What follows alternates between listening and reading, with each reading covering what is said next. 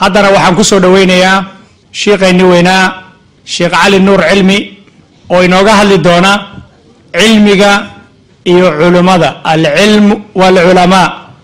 بسم الله الرحمن الرحيم الحمد لله رب العالمين والصلاة والسلام على أشرف المرسلين وإمام المتقين سيد الأولين والآخرين سيدنا محمد الذي لولاه لدمنا في تيه الظلام وعلى آله الظاهرين المظهرين وأصحابه الهداة المهتدين ومن هدى بهديهم وعمل بسنتهم إلى يوم الدين. أما بعد، فيقول الله تبارك وتعالى في كتابه المبين وهو أصدق قائل: شهد الله أنه لا إله إلا هو والملائكة وأولو العلم قائما بالقسط لا إله إلا هو العزيز الحكيم. صدق الله العظيم. أحبابي في الله، موضوع أن ما أنت كهالله إنه هدي إلى هيدمه وموضوع العلم. علمه وحقوق بسماه علم الآخرة وعلم الدنيا. سيدا علمك الدنيا وجودا وياهي أي علمك آخرتنا سيدا كله وبلارن يهي. علم الآخرة هو علم الشريعة، وعلمك شريعة إسلامك قرآنك حديثك تفسير كودا فقهك استنباطك أصوشا وحيابها صدن أيها اللي يرهده علم الشريعة. وعلمك عبادة الله تلقى وإلهي لو دواده سبحانه وتعالى. متعلقات كي سمرك اللي يرهده أما جوانب تيسة قيبه ويفربدينهن. فضائش أوليه هي علمه من حيث إنه ضد الجهل. علم النماذا وجهل يكسر جيده فضلك أوليه هي يقفك برانا يطالب العلم قال لي يراهده وناقة يفضيلة أو ديري هي كان طالب العلم أهين كان برتي عالم قال لي يراهده درجة العالم قاري انت كلا وعابدين يا غير عابدين فضلك أوديري هي معلمك كان لي يراهده أو أمد برا خيرك دينت إسلامك أي شيء يسوه فضلك أوليه هي انتاس أيان إلهي سبحانه وتعالى انتو نقوى فجيه وحسيه شيء دونا وحنجعل هاي انت أوجد بن وحوى البابا وحي ليهن أساس شيء هدو أساس كهلابه رجال قام قبو إنه دبك هجاجو سمرك ضدك علمك ضلبيه oo inay shariicada islaamka kororsadaan doonaya ama quraanka lafdigiisa ha ahaado waxaas ay baranayaan ama culumta laga faa'iideystay fanniyaasha kala duwan oo hadda soo sheegnay. haddii qofka asaasku uu ka lumo oo marka koobaad uusan muwaafaqo helinin ama wadada saxda ah ee ilaahay shariicadiisa lagu barto, cilmiga aad barataana uu naafic ku noqonayo, dib waxba kaaga hagaagi maayaan. laba nuqdadood ayaan rabaa inaan ka hormariyo fadaa'ishaas. nuqdada koobaad waxa weeye qofku markuu cilmiga baranayo waa inuu u bartaa liwajhi illaahi tacaala, in uu xalaasha iyo xaraamta ku kala garto, markaasna uu u hoggaansamo ilaahay subxaanahu wa tacaala awaamirtiisa xalaasha ku tacalluqda, uu ka haro nawaahidiisa xaraamta ku tacalluqda, xaqa iyo baadilka inuu ku kala garto, xaqana uu raaco baadilkana uu ka leexdo. taasi waa inay asaaskiisa noqotaa. maxaa ka soo horjeeda taas? waxaa ka soo horjeeda inaad u baratid xoolo inaad ku heshid madaxtinimo, dadka wejiyaashooda inaad soo jiidatid ood culummada kale inta ka soo jeedisid ay adiga kuu soo jeestaan, dadkaas kalena ay ka soo go-aan, inaad noqotid qof mashhuura oo la yiraahdo hebel ayaa hadlaya bal hal la dhageysto, ninka hadli jiray weeye ninka hadlayaa oo mashhuurka ah oo la yaqiinay. mansib in lagu dhiibo, mansibkaas ama magac ku raadi ama dheef ku raadi, waxyaabahaas oo dhani waa didal shariica. qofkii u barta sidaasna ilaahay caradiisa waxaan ahayn ku heli maayo. ma ahan wax mujarrad ra'yiya. wuxuu yiri nabigeenu calayhi salaatu wasalaam: man ta'allama cilman mimma yubtaga bihi wajhu Allahi لا يتعلمه إلا ليصيب به عرضا من الدنيا لم يجد عرف الجنة يوم القيامة.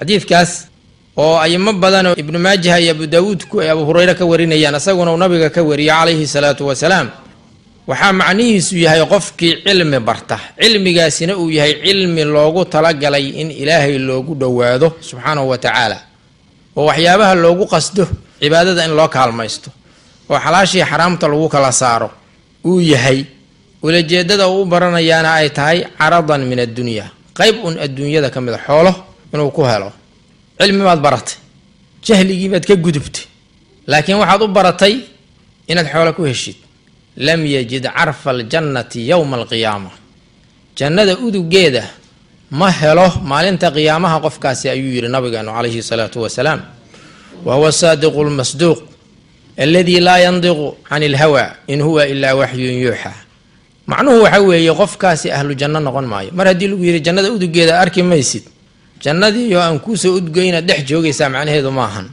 جنة لفت هذا أيادن جرينين haddii aadan jannada jirinna waa la yaqaanaa meeshaad ku maqan tahay walciyaadu billaah waa ilaahay ciqaabkiisa riwaayo kale oo imaamu tirmidi oo warinayo waciid kanoo kala ayuu nabigu ku sheegay calayhi salaatu wasalaam qofka aan cilmiga u baran ilaahay darti man tacallama cilman ligayri illaahi ow araada bihi gayra allah falyatabawwa maqcadahu min annaar qofkii u barta cilmi ilaahay gayrkii oo inuu ilaahay ugu dhawaado waxbarashadiisu aysan ku salaysnayn ha u diyaar garoobo inuu cadaabka gelayo way xadiidka macnihiisu ha diyaarsado booska uu naarta ka fariisan lahay buu yiri nabigu calayhi salaatu wasalaam waxaa jira ummad fara badan oo zamankan u barata diinta islaamka inay ku doodaan markaasaa waxbarashadii waxaa laga bilaabay nusuusta qaybka la yiraahdo mutashaabihaadka oo ilaahay yiri subxaanahu wa tacaala fa ama aladiina fii quluubihim zaygun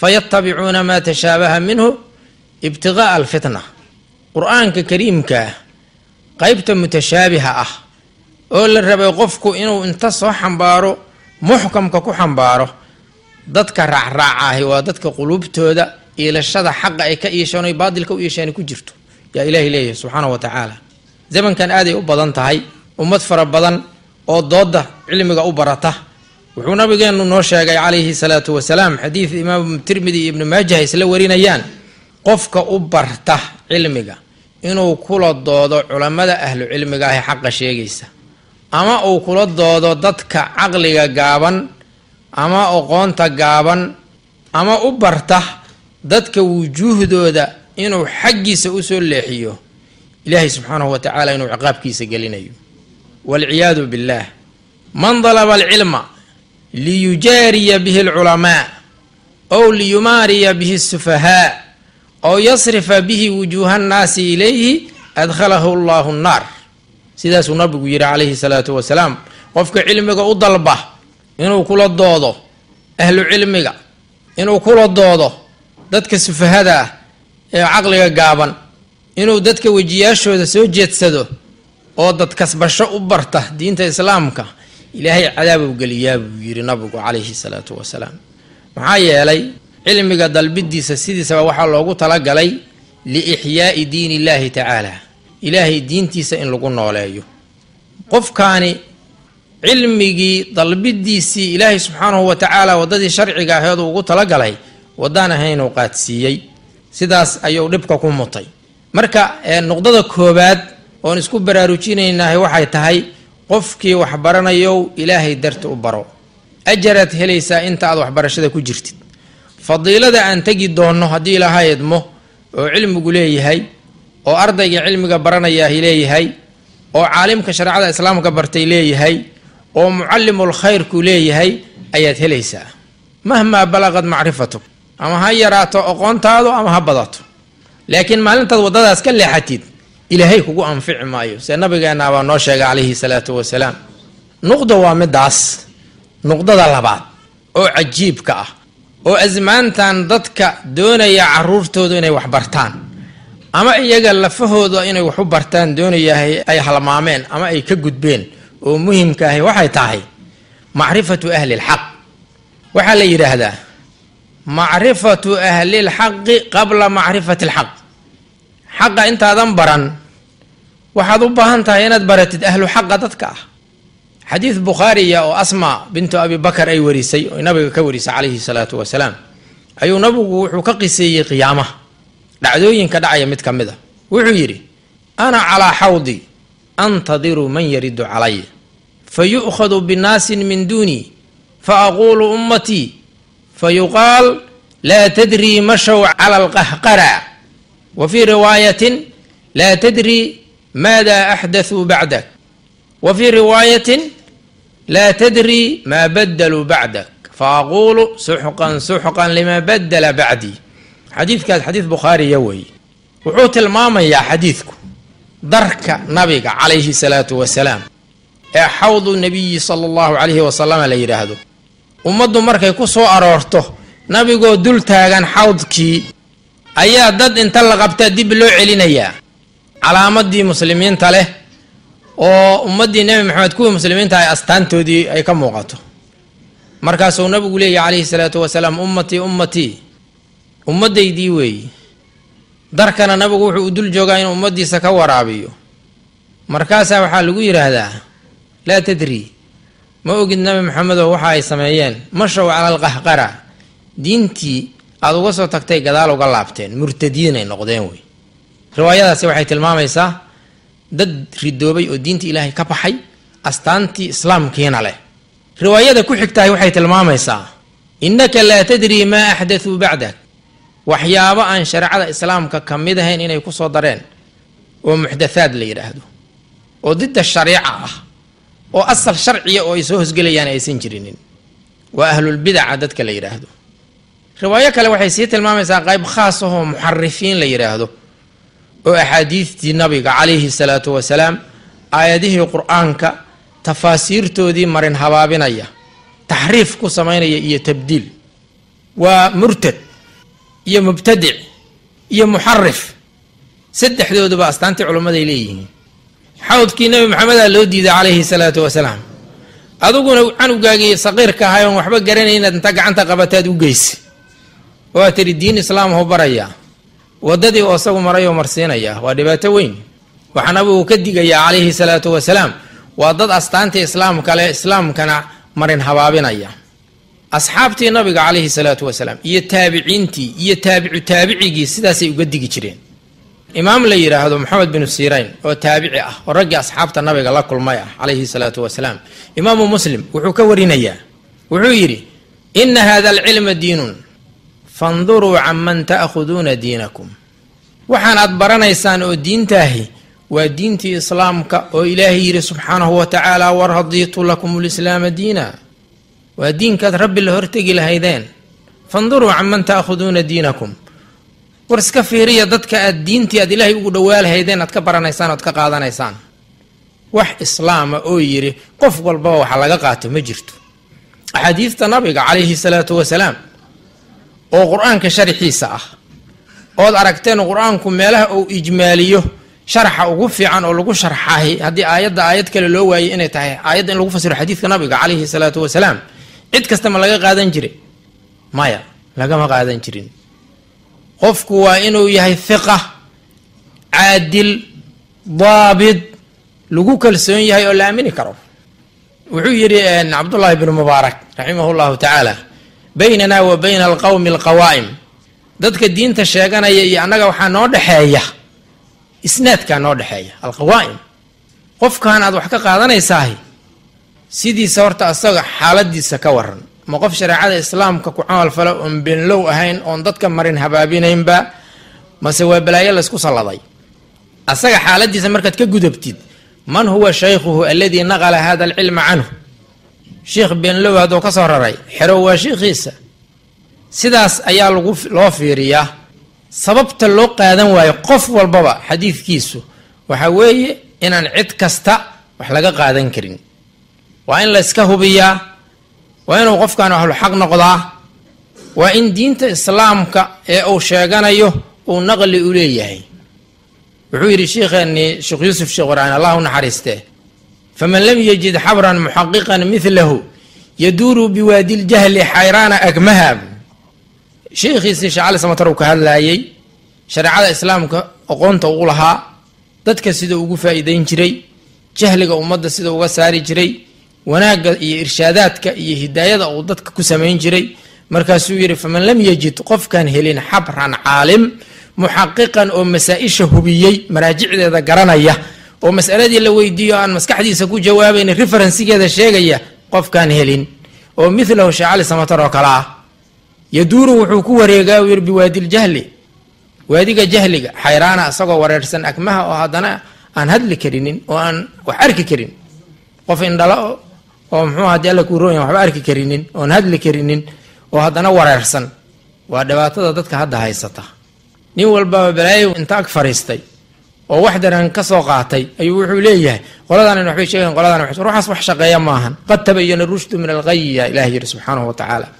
in marka laga fiirsado dadka diinta islaamka aad ka qaadanaysaan oo caruurihiina aad u geynaysaan, ummaddan aad aragteenoo midiyaha u sita dadkii islaamka ahaa oo shiikhii cabdiraxmaan uu ka sheekeynayo masaajidda hortaagan dadka masjidka tukanayo rukniga arkaanta islaamka soo gutay, dad ayaa marin habaabiyey oo u tusay waddadaas inay waddo saxa tahay. marka haddaadan idinkuna iska hubin waddadaasaa laydin marsiinayaa. qof walbaba marka waa inuu horta gartaa ahlu xaqa, waa inuu marka hore fahmaa intuusan xaqa fahmin. xaq arki maysid haddaadan ehelkiisa arkin, xaqiiqada marka la yidhaahdo sidaas weeye. marka min mundalaqi haada, ahlu xaqa dadka ah iyo dadka ahlu baadilkaas aad u kala ogaataan, masaa'il yar oo ilaa 6 mas'ale ah ayaan rabaa inaan idin xasuusiyo haddii ilaaha idmo, oo noqon karta in aad kala fahamtaan ahlu xaqa iyo ahlu dalaalka. markaad ahlu xaqa iyo ahlu dalaalka kala fahamtaan, faa'iidada idiin soo baxaysaa waxay noqonaysaa in aad xaqii ka barataan dadka ehelka u ah, ahlu dalaalkana aadnaan ku kadsoomin. qofkii ahlu dalaalka raacayo ulajeedo kale lehna ama qabyaaladi ha u geyso, ama xoole jecli ha u geyso, ama doqonnimo kale oo baadilka marka hore ka wardoon xaqa aad usoo laabatid ha ahaato, kaas isagay u taallaa. laakiin isagoo og waxaan inay khaldan yihiin ayuu ku tallaabsanayaa. saad ogsoon tihiinba hadda soomaaliya oo kale marka laga soo qaado, oo dad soomaaliyahaan nahay, haddana luqad soomaaliyahaan wax iskugu sheegaynahay. soomaaliya 2 jaanib wey oo mid saddexeeyahay uusan jirin. jaanib ahlu sunnati waljamaaca, jaanibna waxa weeye alwahaabiya, magacyo kale iyagu hala baxeen hadday rabaan oo faracaho sii hooseeya, laakiin ahlu sunna waljamaaca iyo wahaabiye keliya ayaa soomaaliya laga fiirin karaa. bal masaa-ishan waa idin soo hordhigayaahe ahlu sunna waljamaaca aqwaashoodii iyo adilada ay u cuskadeen iyo ummadda ay ka soo guuriyeen oo ay ku raacsan yihiin, intaas oo dhinac ah. iyo wahaabiya walisan hadday naqli fiican aysan helayno wixii ay iyagu ra'yigooda ku yidhaahdeen, labadaasaan isbarbar dhigaya. iyagoo waliba referensigoodana wata, kutubtooday ku qoran yihiin.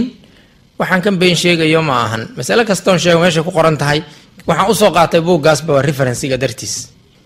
masalada koobaad waxaa weeye masalada la yidhaahdo mas'alatu ta'wiili sifaat fi tawxiid. aayadaha qur-aanka ah ama axaadiista nabiga calayhi salaatu wasalaam oo ilaahay sifaadkiisa ka hadlaya, ta'wiilka la awilo. waxaan filayaa in badan inaad maqasheen waabiyoo leh ta'wiilku ma bannaana.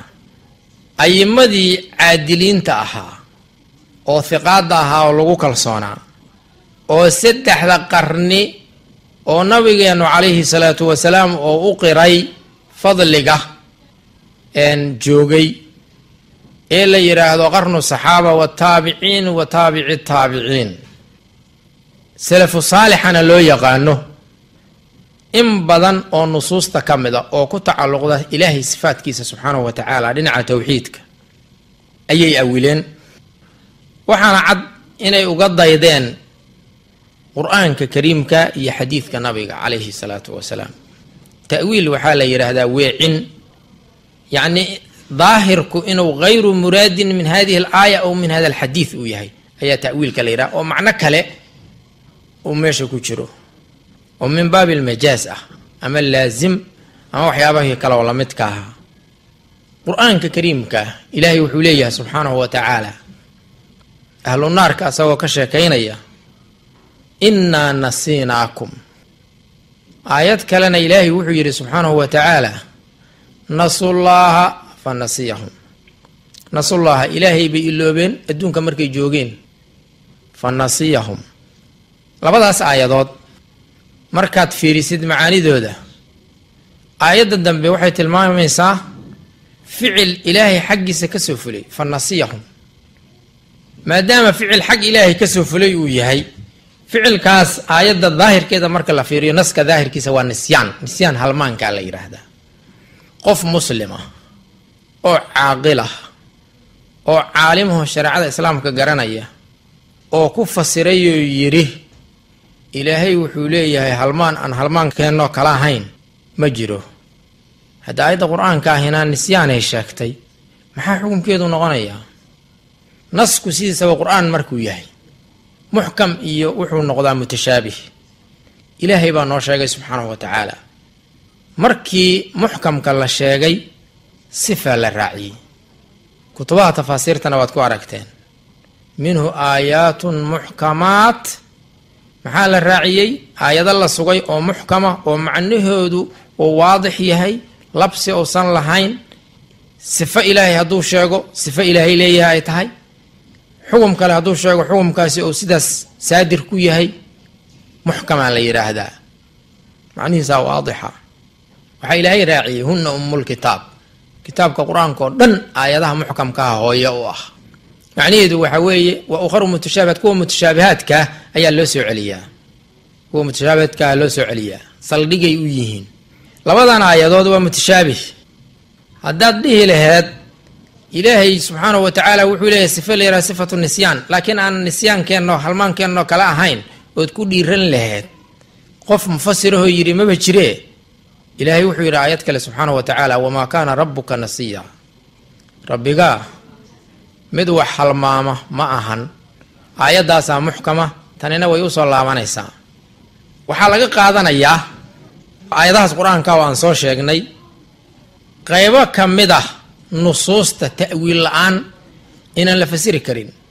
axaadiidta nabiga calayhi salaatu wasalaam, axaadiid noocaasaha jirta. waxaa ka mid ah xadiidka saxiixulmuslimka ee nabiga laga wariyey calayhi salaatu wasalaam. wuxuu yidhi rasuulku salawaatullaahi wasalaamuhu calayhi, in allaha tacaala yaquul, ilaahay wuxuu leeyahay, xadiidka waa saxiixulmuslim, ya bna aadam maridtu falam tacudnii. bani aadamkow maridtu waan jiraday, falam tacudnii imana aada soo booqan. xadiidka daahirkiisa marka la fiiriyo sidaas weeye. qaala markaasaa bani aadamkii wuxuu leeyahy, yaa rabbi, rabbiyow kayfa acuuduka, sidee baan kusoo booqanayaa wa anta rabbulcaalamiin. markaasuu ilaahay leeyahay subxaanahu wa tacaala, amaa calimta ana cabdii fulaanan marida falam tacudhu, amaa calimta anaka low cudtahu lawajadtanii cindahu. xadiidka qaybtiisa hore wuxuu ilaahay yidhi subxaanahu wa tacala, waa xadiisulqudsiye, maridtu waan jiraday. haddii xadiidka daahirkiisa la fiiriyo waa sidaas. xadiidkiina waa saxiix. ma dhihi kartaa ilaahay wuxuu leeyahay sifa la yidhaha sifatulmarad oo uu jirado? xadiidkiia xadiid saxiixa ah oo xadiisulqudsi ah. waa maya. laysa ka midlihi shay-un wa huwa asamiicu albasiir. aayaddii muxkamka aheed yaa ku hor istaagaysa. imaamu nawowi raximahu llahu tacaala saxiixulmuslimka markuu xadiidkaa sharxayo wuxuu leeyahay, culammadu waxay isku raaceen oo ay yidhaahdeen, inamaa adaafa almarada ilayhi subxaanahu wa tacaala walmuraadu bilcabdi tashriifan lilcabdi wa taqriiban. culammadii ahlu xadiidka oo dhan sidaasay isku raaceen. maxaa yeele xadiidkaas in sidiisaas loo daayo la yidhaahdo ilaahay baa jirado wuxuu leeyahay sifo jiro la yidhaahdo, ummad islaamah oo caqligoodu fayow yahay oo ku fasiri karahay ma jiraan. xadiidkaas in la ta'wiiliyo maahane tafsiir kale looma heli karo. aayaddii ka horreysay waa sidoo kale. waxaa laga qaadanayaa marka aayadaha qur-aanka iyo xadiidta nabiga calayhi salaatu wasalaam, ta'wiilku inuu jiro, waadix yahay, nusuusta qur-aanka iyo xadiidkana laga qaatay.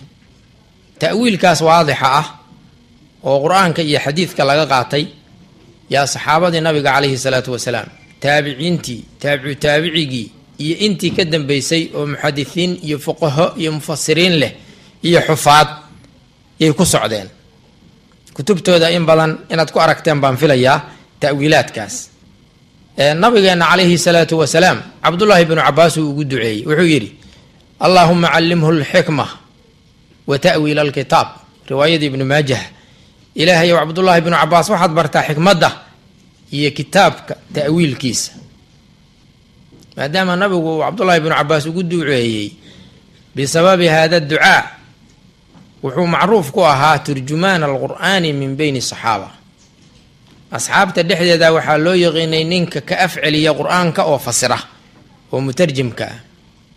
haddaan fiirino zamankii saxaabada, masalada ta'wiilka waxaan ugu leexanayaa waxay saldhig u tahay ilaahay sifaadkiisa subxaana wa tacaala. ummad badanina ay diinta islaamka uga baxday inta ilaahay aflagaadaysay subxaana wa tacaala. wax sahlanna maahan. culamaa ul ashaacira bidcadu waxay ku tilmaamaan inay gafeen, sababtay u gafeenna ay tahay axaadiista aayadaha qur-aanka ay ta'wiiliyeen. laakiin maanta waxaa idin caddaanaya inay salafu saalixii uga daydeen ficilkaas ay sameeyeen. manhaj kale oo lagu badbaadi karaana uusan jirin. qarnu saxaaba, cabdullaahi bnu cabaas radia allahu tacaala canhuma, oo nabiguna ugu duceeyey qur-aanka ta'wiilkiisa inuu barto oo ilaahay baro.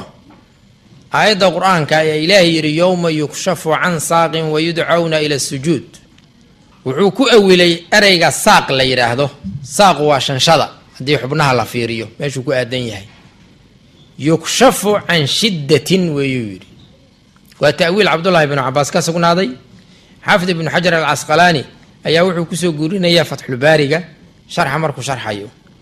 xaafidkii weynaay oo salafu saalixa ka mid ka ahay oo xaafid ibnu jariir adabari la dhihi jirana tafsiirkiisa juska 29aad uu ku dhigaa. sidoo kale aayadihii qur-aanka ahay oo aan soo marnay ee nisyaanka tilmaamayey, markii ilaahay subxaana wa tacaala sifaadkiisa ay yihiin, wuxuu cabdullaahi bnu cabaas nisyaankaas ku fasiray laasimka nisyaanka waxa la yidhaahdo. qofka bani aadamkaahi hadduu halmaamo shay, maxaa ka dhasha halmaankaas? tarki waxa la yidhaahdo, inuu ka tago shaygii. nisyaankaasi waa tarki buu yidhi. xaafid dabariya asagana soo guurinaya juska 8aad uu kusoo guurinaya tafsiirkiisa. waa tafsiir laga soo guuriyay cabdullaahi bnu cabaas oo aayadaha qur-aanka la ta'wiilinayo. imaw qarnigii taabiciinta, aayadda qur-aanka wasamaa banaynaaha biaydin wa innaa la muusicuun, samada waxaan ku dhisnay buu yidhi ilaahay subxaana wa tacaala biaydin. aydin ereygaas ah sidoo kale talaamiiddii cabdullaahi bnu cabaas oo ninkii la dhihi jiray mujaahid iyo qataada iyo ay ku jiraan, waxaa laga soo guuriyey aydintaas bilquwa, samada waxaan ku dhisnay awood. waa qarnigii taabiciinta, waa talaamiiddii asxaabta nabiga calayhi salaatu wasalaam. markaad timaadid qarniga ku xiga ee taabicu taabiciga la yidhaahdo, imaamu axmed binu xambal oo asxaabulmadaahibka ayimadii waaweyneeda xufaadda aheed ka mid ah. xaafidulbayhaqi wuxuu kusoo guuriyey kitaabkiisa la yidhaahdo manaaqibulimaami axmed, asagoo sanadkaas kasoo guurinaya sheikhiisii xaafidulxaakim saaxibulmustadrag. imaam axmed binu xambal aayadda qur-aanka wa jaaa rabbuka walmalaku safan safa wuxuu ku fasiray wa jaaa thawaabu rabbika, rabbigaa thawaabkiisa weeye waxaa imaanayaa. waa imaam axmed binu xambal oo taabicu taabici ah, imaamu maalig iyo imaamu shaafici iyo aqraantiisii weeye. imaam kale oo asaguna salafu saalix ahaa oo la yidhaahdo nadri binu shumayl, xaafid weyn uu luqawi ahaa, 122 markii hijradu aheedu dhintay. imaamkaas waxaa isagana xaafidulbayhaqi fi lasmaai wasifaat kitaabka la yihahdo uu kusoo guurinayaa. xaafid ibnuljawsina uu kusoo guurinayaa dafcu shubahi tashbiihi biakufi tanziih kitaabka la yidhaahdo.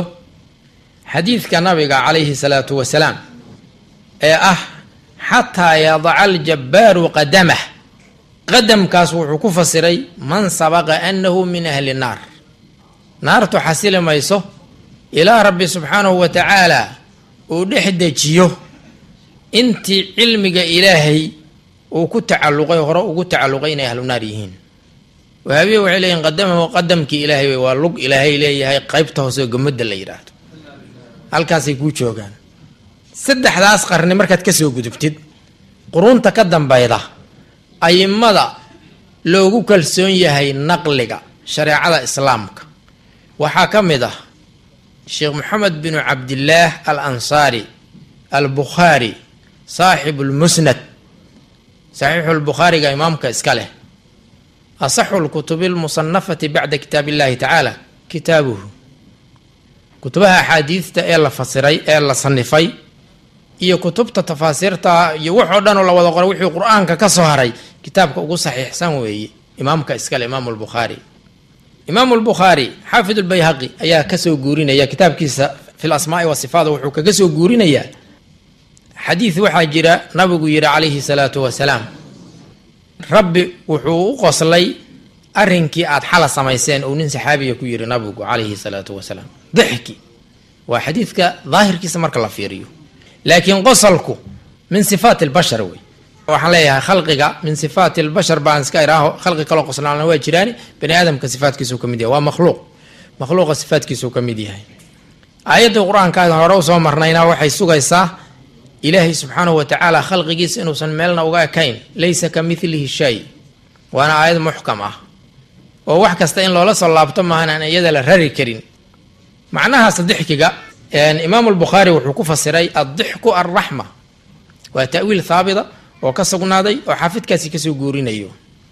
imaamka la yidhaahdo sufyaan bin cuyayna oo shuyuukhdii imaamu shaafici ka mid ah iyo ayimo kale oo fara badan xaafid nawowi uu ka mid yahay xaafid ibn xajar alcasqalaani uu ka mid yahay dhammaantood ta'wiilkaasay wada raaceen.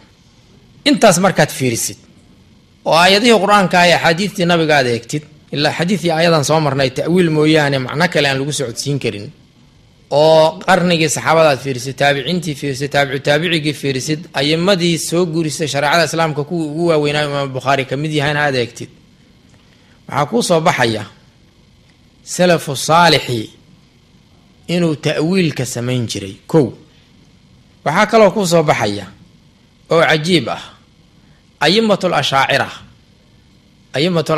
imaamyada ashcariyiinta la yidhaahdo oo imaamu abu xasan al ashcari manhajkiisa diinta islaamka ku difaacay iyo caqiidada inay yihiin musiibuuna cala alxaqi inay xaqa asiibeen markay aayadaha iyo axaadiista sifaatka ilaahay ah dhinaca tawxiidka ay ta'wiiliyeen.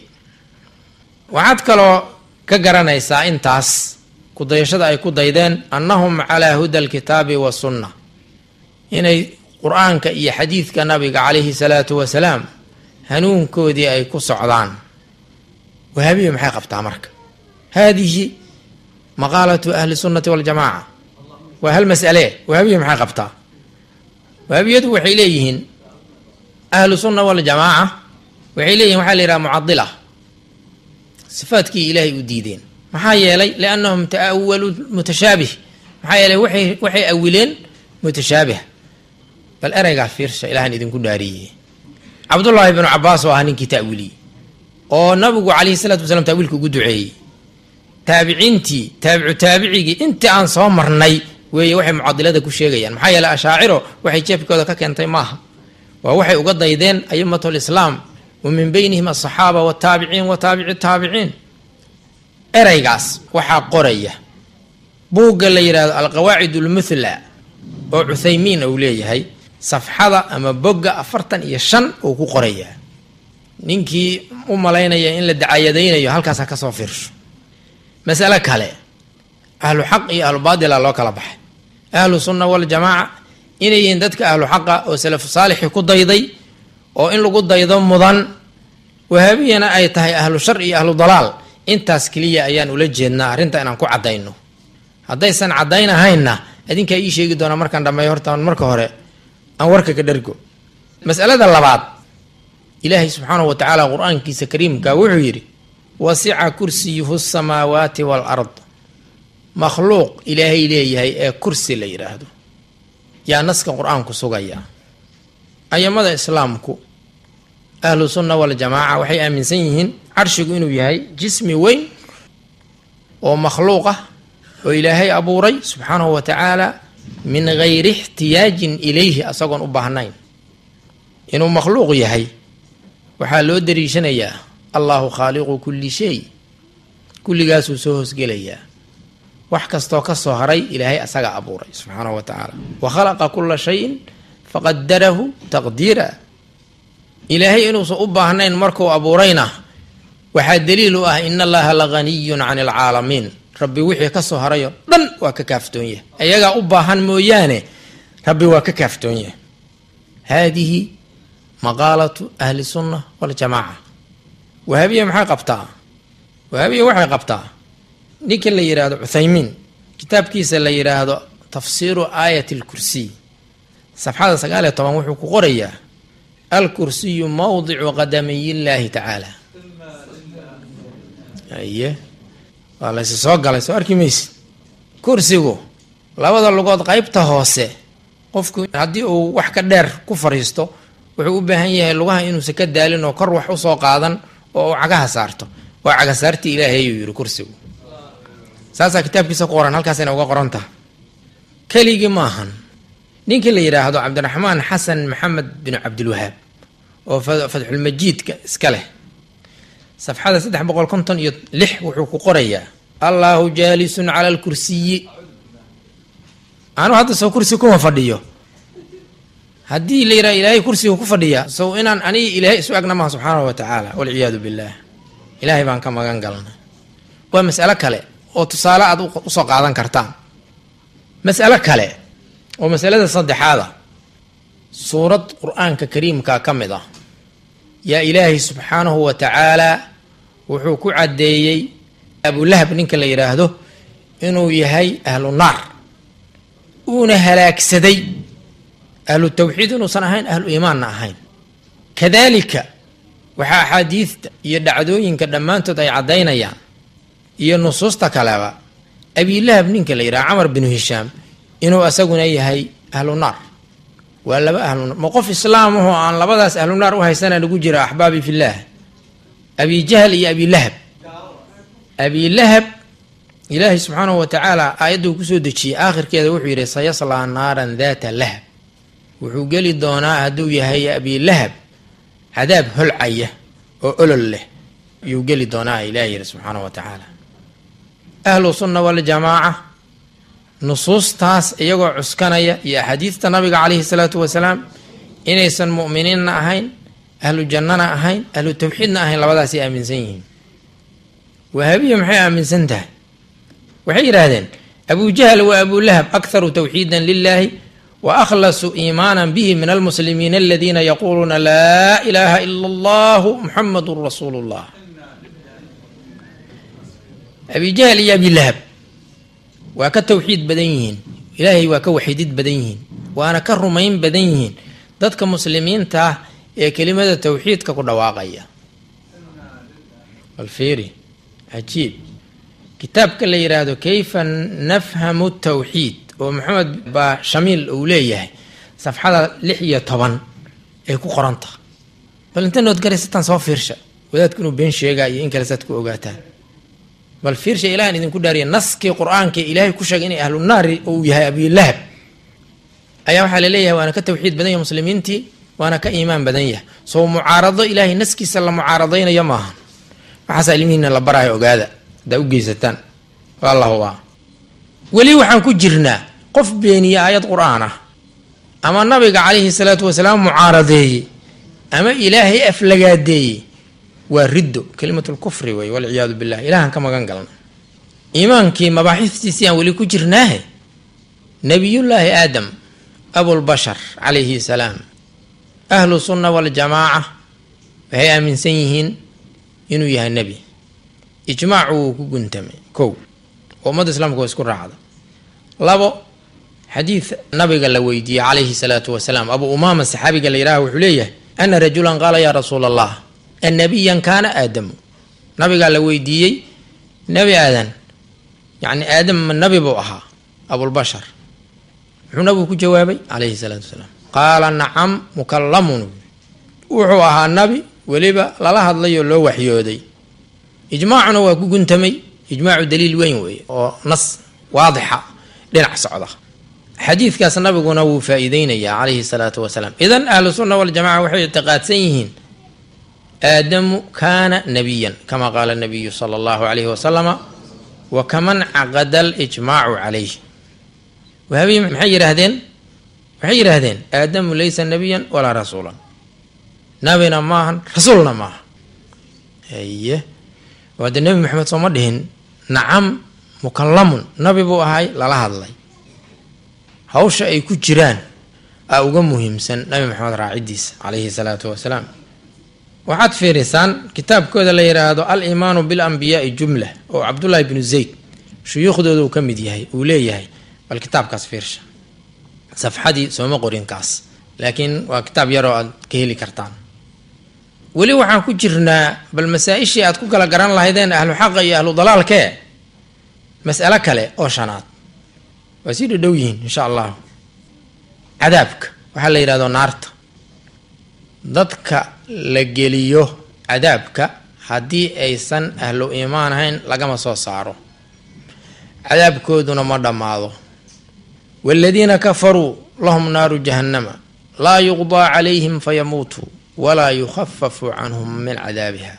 سيداس إلهي سبحانه وتعالى ونص قرآنه ضدك قالوا بي لقوم حكميه inay dhintaan oo markaas ay dhintaan cadaabkana laga ma fududeeyo macnaheedu waxa weeye cadaabkoodu inuu mustamir yahay aayad kale ilaahay wuxuu yiri subhanahu wa ta'ala walladina kafaru wa kadhabu bi ayatina ulaika ashabun naari muxuu ilaahay ku daray hum fiha khalidun khuluda la cabray rabbi wuxuu sheegay cadaabkaas inay ku waarayaan cadaabka waa jooga mar hadii waaritaan bal la sheegay waabiye waxay yiraahdeen أعداء الله وأعداء رسوله ويدتكاس وحجيبه إيجابي وي قفك القرآن معارضية وأحاديث النبي معارضية إلهي عدو جيس إنه ياه رسولك سنة عدو جيس يا مشكي بأيدين كجا جرى علماء الله والعياذ بالله وحير هذين النار تفنى وينتهي فيها عذاب الكفار نار تو بابايسا عذابك قالتنا ودمانيا كتاب كذا اللي رأى القول المختار لفناء النار هذا الكلام دورتي عذابكو إنه بابا أيوه يكو قرنته صفحة الضباط يكو قرنته هاي أما بيج كتضباط بقى الضباط وحاس كلا عبد الكريم حميد نلا يراهدو ومشايخ ذو ذا كم ذا آية دي القرآن كاي حديث النبي يا الله معارضين يا مسألة كلا واللي حديث بخارية وعبد الله بن عباس أوري يا صحابي قاسوا حكشة كينا يا مر النبي صلى الله عليه وسلم على قبرين فدعا بجريدة فكسرها كسرتين فوضع على كل قبر منهما كسرة فقال لعله يخفف عنهما ما لم ييبسا في إحدى روايات كالدوان حديث كاسولية وحديث بخارية نبي عليه الصلاة والسلام أيها وحو صومري لو قبري وحو يرتي لانقيا إن لو كانوا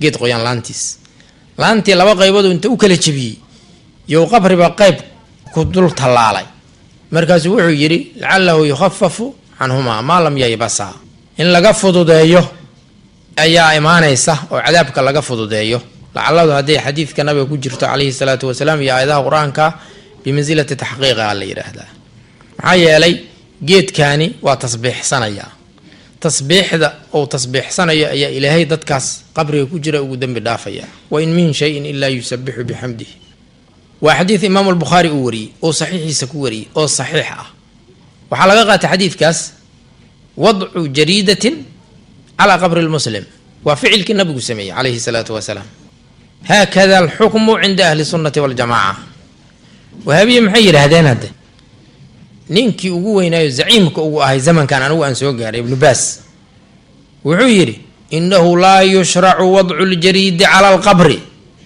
لم يجدين مشروعنا ما إن قبر قال دول صاروا لان وفعل كالنبي سمي عليه الصلاة والسلام من هو الشارع إن لم يكن النبي صلى الله عليه وسلم شارعا مجازا نبي محمد هدوسا شارع هين وإلهي أرضي سأوكي شيء ودين تكفى فيه شارع كان يويه ومجازك إلا إلهي سبحانه وتعالى ونزهي نبي عليه الصلاة والسلام وتزكيه إن هو إلا وحي يحب وحل وحي قد واقع وحي كلية وحا مسألة سكو قرانتهاي تعليق ابن باز أوليه هاي وفتح الباري أو صهري ربع كوبات صفحة سدح بقول صدن كفيرشا هل كاسد أقول تجيسان مسألة أقول دنبايسة أن تفريقي أما كلا ساريد دي كسو قابين دوناهي وحوي طرق الصوفية أهل تصوفك تتكلم يراهدو وسلف صالحي إنتي كدن بيسباله ahlu sunna waljamaaca waxay ka aaminsan yihiin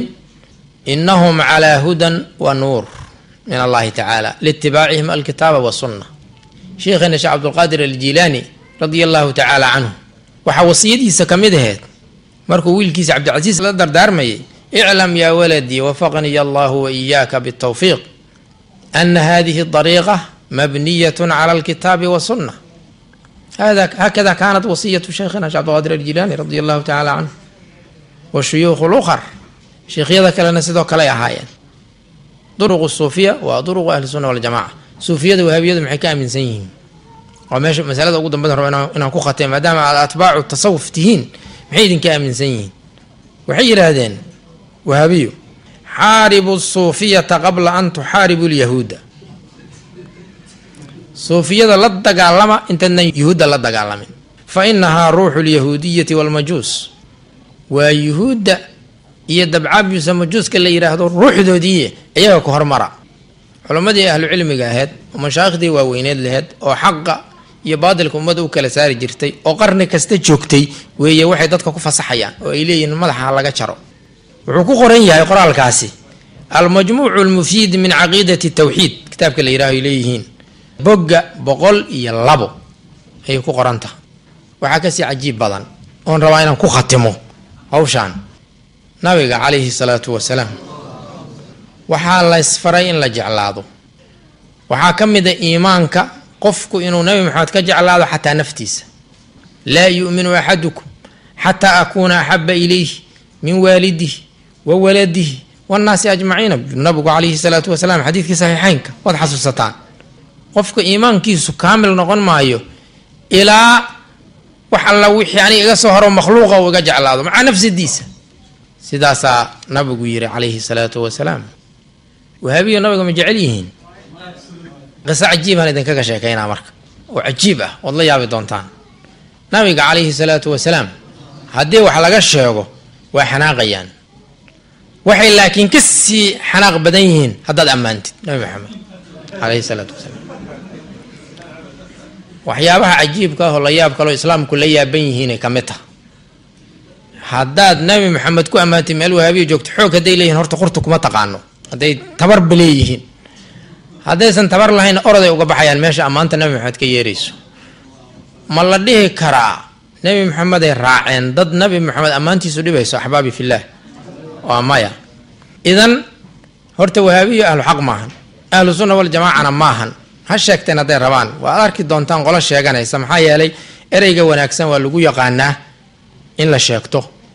wixii wanaagsan waa lagu yaqaanaa in la sheegto, laakiin xaqiiqada la iskugu imaanaya, xaqiiqadana waa ka fog yihiin. waxaan marka rabaa inaan intaas ku soo gaabiyo ood ka faa'iidaysataan. yaa ahlu xaq ah oo mudan in caruurta loo geeyo, waxbaraan, tawjiihiyaan. xaasaska sidoo kale cajaladahooda inta lasoo qaato guryaha la dhigto, muxaadaraadkooda iyo mu'tamaradooda la tago. mawaabiyada waxaas aaminsan baa mudan mase ahlu sunna waljamaaca? su-aashaas jawaabteeda adinkaan idiin daayay. intaas ayaana kusoo gaabinaya. wasalaamu calaykum waraxmat ullaahi wabarakaatuh.